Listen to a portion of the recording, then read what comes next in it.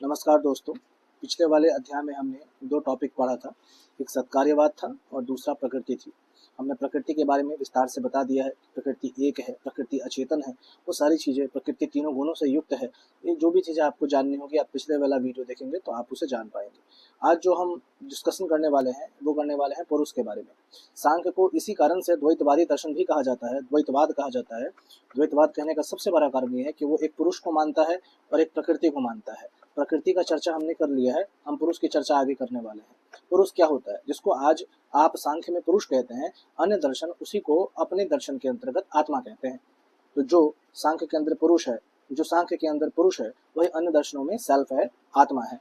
तो पुरुष जो है वो क्या है वास्तविकता में, अगर उसको हम देखा जाए तो आपको मैंने बताया है कि जब भी प्रकृति पुरुष से मिलेगा तभी जाकर के विश्व निर्मित होगा, क्योंकि प्रकृति का अलग सत्ता है और पुरुष का अलग सत्ता है। जब तक वो दोनों एक दूसरे से नहीं मिलते हैं तब तक विश्व का निर्माण नहीं हो सकता है। उन दोनों के मिलने से ही विश्व निर्मित होता है। तो प्रकृति का तो मैंने आपको डिस्कशन किया था, व्याख्या की थी पिछले वाले भाग में। अब हम बात करेंगे पुरुष के बारे में। तो पुरुष की जो विशेषता है उसमें पहला ये है कि पुरुष त्रिगुणातीत है। मैंने बताया था कि प्रकृति है वो त्रिगुणमयी है। त्रिगुणमयी का मतलब होता है वो तीन गुणों से युक्त है, पर पुरुष की सबसे खास बात ये होती है कि वो त्रिगुणातीत है। इन तीनों गुणों से वो क्या है, बिल्कुल अलग है, गुणहीन है वो। लेकिन जब वो प्रकृति के समक्ष आता है, अगर मैं यहाँ पे प्रकृति मान लूँ और ये पुरुष मान लूँ, तो ये तो त्रिगुणमयी है और पुरुष जो है, जो पुरुष है वो तो त्रिगुणहीन है। तो जब भी ये एक दूसरे के साथ मिलते हैं, एक दूसरे से ये दोनों जब मिलते हैं तो इस मिलने की अवस्था से क्या होता है, प्रकृति की जो साम्य अवस्था होती है वो भंग हो जाती है और इससे विश्व का निर्माण होता है। इसीलिए प्रकृति क्या है, त्रिगुणातीत है। दूसरा, पुरुष जो है वो एक अनेक भी है। अनेक होने का मतलब ये होता है, जैसे हमने बताया था कि जो प्रकृति है वो एक है। पुरुष अनेक इसलिए है क्योंकि प्रत्येक व्यक्ति का पुरुष जो है, प्रत्येक व्यक्ति का जो पुरुष है वो एक इंडिविजुअल पुरुष है। जैसे अगर हम बात करते हैं जीव के बारे में, सेल्फ के बारे में, आत्मा के बारे में, तो इस दुनिया में लाखों लोग हैं और ये जो लाखों लोग हैं इन सब की अपनी अपनी अपनी इंडिविजुअलिटी है, अपनी अपनी एक व्यक्तिकता है। उसी प्रकार से पुरुष की भी अपनी व्यक्तिकता है, इसीलिए अपनी प्रकृति में पुरुष अनेक है। इसके अलावा अगर हम बात करें चेतन, चेतन क्यों कहते हैं हम, क्योंकि पुरुष जो है वो चेतन इसलिए है क्योंकि चेतन चीज ही किसी वस्तु का भोग कर सकती है, चेतन चीज ही किसी चीज के प्रति आकर्षित हो सकती है। एक पत्थर आकर्षित नहीं होगा, एक गाड़ी किसी चीज के प्रति आकर्षित नहीं होगी जिसमें चेतना होगी। जैसे हम हैं, जैसे आप हैं, वही किसी सुंदर चीज के प्रति आकर्षित होगी। इसीलिए पुरुष चेतन है, तभी तो वो प्रकृति की तरफ मोहित होती है, क्योंकि प्रकृति जो है वो तीन गुणों से युक्त है, त्रिगुणमयी है, सतोगुण है, रजोगुण है, तमोगुण है। और जब देखता है पुरुष प्रकृति को तो उसके तरफ खींचा चला जाता है, मोहित होता चला जाता है और इस वजह से वो बंधन में पड़ करके विश्व का निर्माण कर देता है।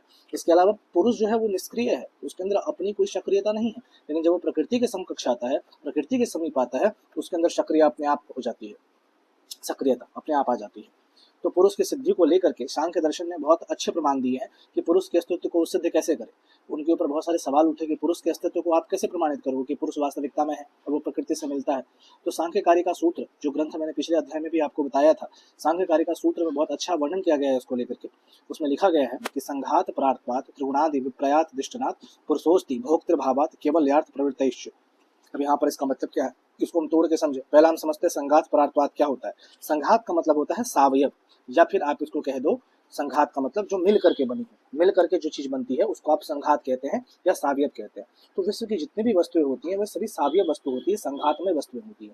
संघातमय का सीधा सा मतलब ये होता है जो दूसरों के लिए बनी होती है, जो दूसरों के उद्देश्य के लिए बनी होती है, जो दूसरों के उद्देश्य के लिए निर्मित होती है। जैसे कि अगर एक आप पलंग का उदाहरण लें तो पलंग सोने वाले के लिए बना होता है। जैसे अगर आप कार का उदाहरण लें तो कार को चलाने वाले के लिए बना होता है। तो ये जो वस्तुएं हैं, ये जो पलंग है, ये जो कार है, ये सब सावयव वस्तुओं के उदाहरण है। और ये जो चलाने वाला व्यक्ति है ये सावयव नहीं है, ये दूसरा है, ये दूसरा है। इसके इस दूसरे के उद्देश्य के लिए इन सावयव वस्तुओं का निर्माण हुआ है। इसीलिए विश्व की सभी वस्तुएं सावयव हैं और सावयव चूंकि दूसरों के उद्देश्य के निर्मित होती हैं, तो जब सभी वस्तुओं की बात हो रही है तो ये दूसरा कौन है, ये दूसरा कौन है जिसके लिए सभी वस्तुएं बन रही हैं, तो ये दूसरा तत्व ही पुरुष है। दूसरा तत्व ही कौन है, ये पुरुष है। अतः इस कारण से पुरुष का अस्तित्व सिद्ध माना जाता है। अच्छा, ये सावयव में बहुत सारी चीजें आती हैं। विश्व की सभी वस्तुओं में क्या क्या आ जाता है, केवल भौतिक वस्तुएं तो है नहीं, मन है, बुद्धि है, अहंकार है, महत है, ये सारी चीजें जो है ये सावयव वस्तु है। इसके बारे में हम डिटेल से आगे डिस्कशन कर लेंगे। इसके बाद हम आगे बढ़ते हैं त्रिगुणादि विप्रयात। त्रिगुणादि विप्रयात का क्या मतलब है। त्रिगुण का मतलब होता है तीन गुण, सतोगुण, रजोगुण और तमोगुण। और विप्रयात का मतलब होता है विपरीत, जो तीनों गुणों से विपरीत हो। मैंने आपको बताया कि प्रकृति क्या है, प्रकृति त्रिगुणात्मक है, प्रकृति त्रिगुणमयी है। और विश्व की जितनी भी वस्तु है, जो कि प्रकृति त्रिगुणमयी है, इससे विश्व की सभी वस्तुएं भी क्या होंगी, त्रिगुणात्मक होंगी। क्यों, क्योंकि इनमें सुख और दुख उत्पन्न करने की शक्ति होती है। इन तीन मैंने ऊपर बताया है, आप अगर चाहें तो देख सकते हैं जाकर के पिछले वाले वीडियो को, उसमें मैंने बताया है ये तीन गुण की वजह से ही व्यक्ति सुख और दुख का अनुभव करता है। इसीलिए ये जो तीन गुण हैं ये सुख और दुख उत्पन्न करने वाले हैं। और इन तीन गुणों से जो परे होगा ना, जो इन तीनों गुणों से मुक्त होगा, जो त्रिगुणातीत होगा, मैंने विशेषता में यहाँ बताया था कि पुरुष त्रिगुणातीत है, जो त्रिगुणातीत होगा ना वो पुरुष होगा। इसीलिए चूंकि पुरुष जो है वो त्रिगुणातीत है, इन तीनों गुणों से परे है, अतः पुरुष का अस्तित्व सिद्ध है। तो संघात परार्थवाद समझ गए होंगे, त्रिगुणादि प्रयास समझ गए होंगे। अब चलते हैं अधिष्ठनाथ की तरफ। अधिष्ठानाथ का मतलब क्या होता है कि विश्व के जितने भी पदार्थ होते हैं ना, वो मैक्सिमम पदार्थ क्या है, भौतिक पदार्थ हैं। और जो भौतिक पदार्थ होते हैं वो अचेतन होते हैं, उनमें अपनी चेतना नहीं होती है, उनमें अपना कॉन्शियसनेस नहीं होता है, वो अचेतन होते हैं, वो अनकॉन्शियस होते हैं। तो जो भी अचेतन चीज है उसको भोग करने वाला कोई तो होगा जो चेतन तत्व होगा, जो अचेतन तत्व को देखेगा, वो देखने वाला, वो जो कॉन्शियसनेस है, वो जो कॉन्शियस एलिमेंट है, वो पुरुष है, जो समस्त अचेतन चीज की चेतना का आधार है। जितने भी चीज अचेतन है उसकी चेतना का आधार कौन है, वो पुरुष ही है, जो सारी चीजों को देखेगा। इसके अलावा हम कहते हैं भोक्तृभावात्, तो ये जो अचेतन चीज है उसको भोगेगा कौन, जब ये चेतना का आधार जो है, चेतना का आधार जब पुरुष है अचेतन चीजों को, तो उसको भोगने वाला भी तो पुरुष ही होगा। इसीलिए भोक्तृभावात्, समस्त वस्तु जो भी है भौतिक वस्तु वो सब भोगने के लिए है, और इस वस्तु का कोई तो कोई भोक्ता होना ही चाहिए जो इसे भोगेगा, जो इसका सुख उठाए। इसका कार बना है तो कोई चलाने वाला तो होना चाहिए, पलंग है तो चलाने वाला तो होना चाहिए ना, बाइक है तो कोई चलाने वाला तो होना चाहिए ना। तो उसी प्रकार से जितने भी वस्तुएं जो भोग्य वस्तुएं हैं उनको भोगने वाला तो कोई होना चाहिए ना, तो वो भोगने वाला ही चेतन पुरुष है, अतः इससे भी पुरुष का अस्तित्व सिद्ध होता है। पांचवा जो उनका युक्ति है उसको हम कहते हैं केवल्यार्थ प्रवृत्ति। इसका क्या मतलब होता है, जीवन का जो लक्ष्य होता है ना वो कैवल्य होता है। कैवल्य का अगर सामान्य भाषा में समझ ले तो मोक्ष प्राप्त कर लेना। कहते हैं ना हम लोग स्वर्ग में चले जाएंगे भैया, धरती से मुक्ति मिलेगा, अच्छे कर्म करेंगे स्वर्ग में चले जाएंगे, तो इसको स्वर्ग कहते हैं। धर्म दर्शन में उसी को, सनातन धर्म दर्शन में उसी को मोक्ष कहा जाता है, बौद्ध धर्म में उसी को निर्वाण कहा जाता है, जैन धर्म में उसी को कैवल्य कहा जाता है, सांख्य भी उसको कैवल्य ही मानता है।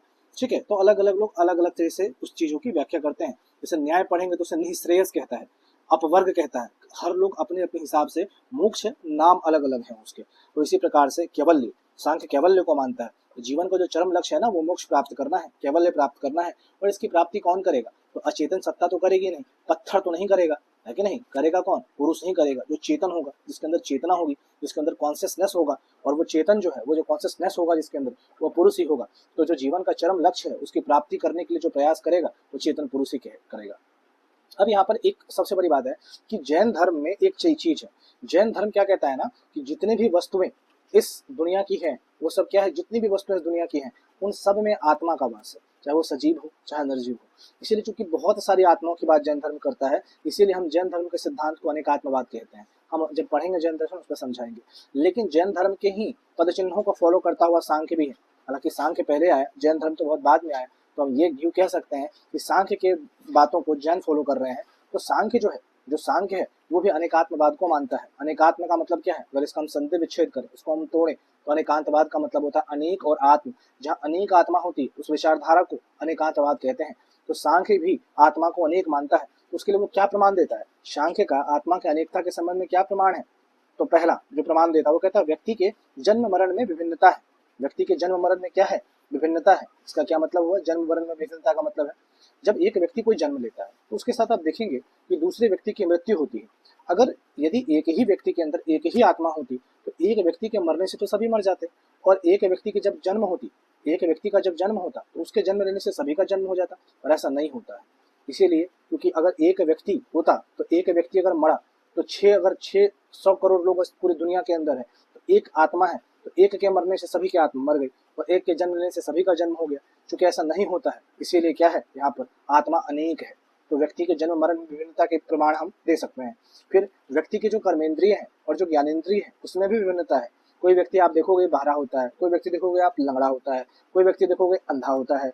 यदि विश्व में एक ही आत्मा होती, एक ही आत्मा का अस्तित्व होता, तब तो एक व्यक्ति अगर अंधा हुआ तो संसार के सभी व्यक्ति अंधे हो जाते, एक व्यक्ति बहरा हुआ तो संसार के सभी व्यक्ति बहरा हो जाते, है कि नहीं। तो ये अंधापन, ये लंगड़ापन, इससे क्या है, इससे पुरुष के अनेकता साबित होती है कि सब में एक अलग अलग चीजें हो सकती हैं, अलग अलग चीजें पाई जाती हैं। कोई अंधा है, कोई बहरा है, कोई लूंगा है, लूड़ा कोई अंधा है, कोई बहरा है, कोई गूंगा है। इसके अगर हम बात करें व्यक्तियों के कार्यकलापों में विभिन्नता के बारे में, प्रत्येक व्यक्ति के कार्यकलाप जो है अलग अलग आप देखोगे। कोई देखोगे रो रहा है, कोई देखोगे हंस रहा है, कोई व्यक्ति देखोगे बहुत सुखी है, कोई देखोगे बहुत उदास है, कोई गर्लफ्रेंड के लिए 4 दिनों से रो रहा है, कोई देखोगे आप कि गर्लफ्रेंड बनी नहीं है तब भी वो खुश है। तो हर व्यक्ति अपने अपने कार्यकलापों में अलग अलग, किसी को पढ़ने में मजा आता है, किसी को पढ़ने में मजा नहीं आता, किसी को क्रिकेट खेलने में मजा आता है, किसी को फुटबॉल खेलने में मजा आता है। मतलब हर व्यक्ति अपने जीवन में जो उसके क्रियाकलाप है, उसके जो कार्य है वो अलग अलग है। तो ये जो कार्य अलग अलग, ये जो विभिन्नता है, इससे भी पता चलता है कि आत्मा अलग अलग है, आत्मा अनेक है, तभी तो सबके अलग अलग चॉइसेस हैं। अगर आत्मा एक होती तो जो क्रिकेट खेलने वाला अगर मैं होता, तो अगर मैं क्रिकेट खेल रहा हूँ तो सभी लोग क्रिकेट ही खेलने लग जाते, क्योंकि आत्मा तो सबके अंदर एक ही है। इससे भी आत्मा की अनेकता साबित होती है। अगर हम बात करें आगे में, तो व्यक्तियों में विभिन्न कोटियां भी होती हैं, कोई देखोगे काला है, कोई देखोगे गोरा है। तो ये कैसे संभव? अगर आत्मा एक है, अगर आत्मा एक है तो मैं काला होता तो सब लोग काला होते। अब कोई देखोगे उच्च कोटि का है, कोई देखोगे निम्न कोटि का, तो ये संभव कैसे है? तो ये सारी चीजें इसलिए संभव है क्योंकि आत्मा अनेक है, और आत्मा अनेक है तो उसके आकार भी अनेक होंगे, अलग अलग रूप होंगे, अलग अलग रुचियां होंगी, अलग अलग गुण होंगे। तो ये सारी चीजें हैं। अब यहाँ पर जो सबसे इंपॉर्टेंट है, प्रकृति और पुरुष के बीच में संबंध कैसे स्थापित होता है। मैंने आपको बताया कि प्रकृति क्या है, और मैंने आपको ये भी बताया कि पुरुष क्या है।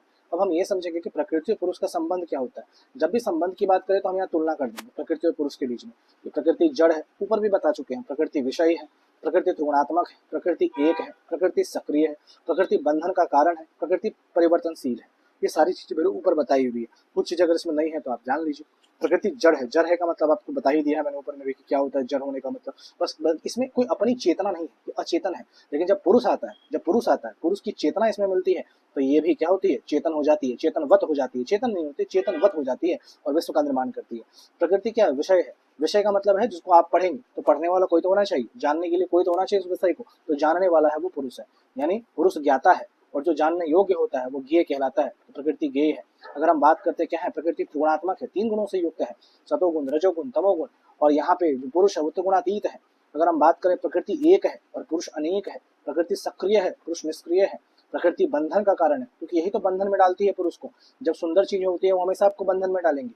आप ताजमहल देखने चले जाओगे तो बार बार मन करेगा ताजमहल देखने का। आप सुंदर सा मिठाई कोई खा लो जो बहुत टेस्टी हो, स्वादिष्ट हो, तो आपको बार बार खाने का मन करेगा।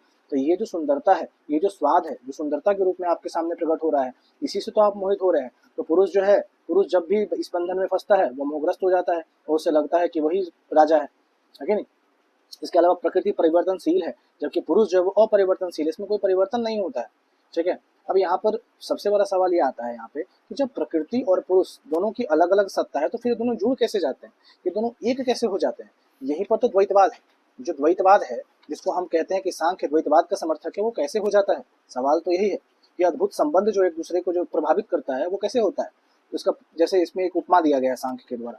सांख्य ने ये कहा कि जैसे कि किसी व्यक्ति के विचार आपके विचार को प्रभावित करते हैं। एक पुरुष है जो गांधी जी को पढ़ता है और गांधी जी के विचारों से बहुत प्रभावित होता है, तो एक विचार का प्रभाव एक पुरुष के ऊपर पड़ता है। वैसे प्रकृति जो है, प्रकृति का प्रभाव जो है वो पुरुष के ऊपर पड़ता है, और इससे पुरुष मोहित होता है और आगे बढ़ता है, वो मिलता है, मिलना चाहता है इससे। लेकिन सबसे बड़ी बात यह है कि प्रकृति और पुरुष जो है वो दोनों स्वतंत्र होना चाहते हैं। उनका लक्ष्य तो कभी मिलना था ही नहीं। उनका लक्ष्य तो मोक्ष की प्राप्ति करना था, उनका लक्ष्य तो कैवल्य की प्राप्ति करना था। तो कैसे? तो वो बार बार पुरुष और प्रकृति एक दूसरे को कहते हैं कि भैया ये कहाँ फंस गए हम लोग, कौन से बंधन में फंस गए हम दोनों एक दूसरे के साथ। हम दोनों को तो कुछ और चाहिए था, लेकिन हम लोग तो कुछ और कर रहे हैं। तो यहाँ पर वो दोनों किस तरीके से पार होते हैं ये बताना चाह रहा है सांख्य। सांख्य कहता है जब अज्ञानता खत्म हो जाएगी, जब अज्ञानता खत्म हो जाओगी, जब तुम्हारे अंदर ज्ञान आ जाएगा, तब तुम इस बंधन से मुक्त हो जाओगे। ये कौन कह रहा है? ये सांख्य दर्शन कह रहा है। इसको समझाने के लिए कुछ कहानी लेता है, और वो कहानी कह लेता है अंधे लंगड़े की कहानी। अब यहाँ पे अंधे लंगड़े का संबंध किससे है? मान के चलिए प्रकृति जो है वो अंधी है, उसे कुछ नहीं दिखता है, और जो पुरुष है वो लंगड़ा है ना। पुरुष मतलब चल नहीं सकता है पर पुरुष देख सकता है, और प्रकृति चल सकती है पर देख नहीं सकती है। तो एक बहुत सुंदर उपमा है कि एक बार जो है प्रकृति, एक अंधा और एक लंगड़ा जो है वो एक वन में फंस गया, एक जंगल में फंस गया, और दोनों ही उस जंगल से निकलना चाहते हैं, पर उसको रास्ता समझ में नहीं आ रहा है। तो अंधा जो है वो लंगड़ा से कहता है देख मैं चल सकता हूँ, और लंगड़ा कहता है कि देख मैं चल नहीं सकता पर मैं देख सकता हूँ। तो अंधा क्या करता है? लंगड़े को पीठ पर बिठा लेता है, और लंगड़ा उसको रास्ता बताता जाता है, अंधा रास्ता पे चलता जाता है, और वो दोनों मिलकर के जंगल पार हो जाते हैं। तो जब पुरुष और प्रकृति मिलते हैं, तो मिलके जब ज्ञान आता है, तो उस ज्ञान से क्या होता है? वो लोग आगे बढ़ते हैं और कैवल्य को प्राप्त करते हैं। तो ये बात यहाँ पर कहना चाह रहा है। इसी तरह एक उदाहरण भी है, गाय बछड़े का उदाहरण है। जिस प्रकार से मतलब ये एक, इसको जो उदाहरण है ना, ये इतना इंपॉर्टेंट है नहीं, लेकिन आपको बता देता हूँ। इसको कहते हैं अचेतन प्रयोजनवाद का उदाहरण। अचेतन प्रयोजनवाद का, कई लोग कहते हैं कि भैया ये दोनों मिलते ही क्यों हैं, ये दोनों जो है ये मिलते ही क्यों हैं। तो यहाँ पे उदाहरण दिया गया है, जिस प्रकार से जो गाय होता है जिस प्रकार से गाय होता है, जब वो अपने बछड़े को देखती है तो खुद ब खुद मातृत्व से, वात्सल्य से उसके स्तनों में दूध आ जाता है।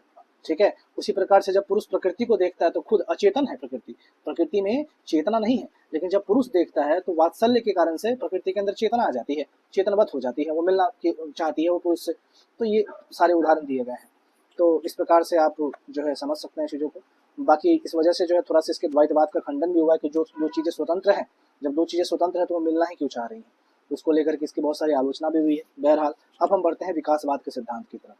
What is the theory of evolution, और ये डार्विन से किस प्रकार अलग है।